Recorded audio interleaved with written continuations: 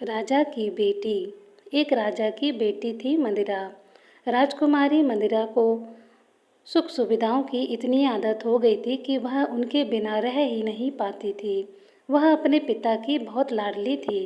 जब वह बड़ी हुई तो उसके पिता उसके लिए एक अच्छा वर ढूंढने लगे। एक दिन एक युवक राजा के पास आया।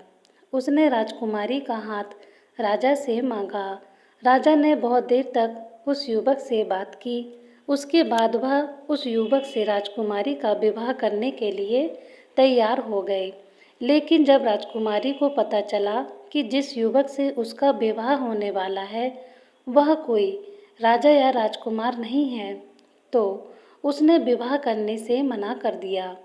लेकिन राजा भी आखिर उसके पिता थे। अंत में राजा की आज्ञा उसे माननी ही पड़ी। विवाह के बाद दूल्हा और दुल्हन एक गाड़ी में बैठे और अपने घर में रहने चले गए। उनकी गाड़ी सूअरों के एक बाड़े के आगे रुकी। वहीं एक झोपड़ी भी थी। युवक ने कहा, हमारा घर आ गया है, आओ अंदर चलें। राजकुमारी को यह देखकर बेहद आश्चर्य हुआ कि उसके पिता ने उसका विवाह एक सूअर पालने वाले से कैसे कर दिया। लेकिन वह अब कुछ भी नहीं कर सकती थी। उसके पति ने उससे कहा, अब यही तुम्हारा घर है, कल से तुम मेरे काम में मेरी मदद करना। राजकुमारी को यह सोचकर भी घिन आती थी कि उसके चारों ओर सूअर घूम रहे हैं, जबकि उसका पति आराम से वहाँ रह रहा था। धीरे धीरे राजकुमारी को सूअरों के बीच रहने की आदत पड़ने लगी। वह अपने पति की मदद भी करने लगी। कुछ महीने बीत गए। अब तक राजकुमारी घर का सारा काम अपने आप करना सीख गई थी, बल्कि उसे यह सब करने में मज़ा आने लगा था। एक दिन अचानक उसका पति उससे बिना कुछ कहे कहीं चला गया। काफ़ी देर तक वह वापस ही नहीं आया। फिर वहाँ एक बग्घी आई। देखने में वह किसी राजा की बग्घी लगती थी।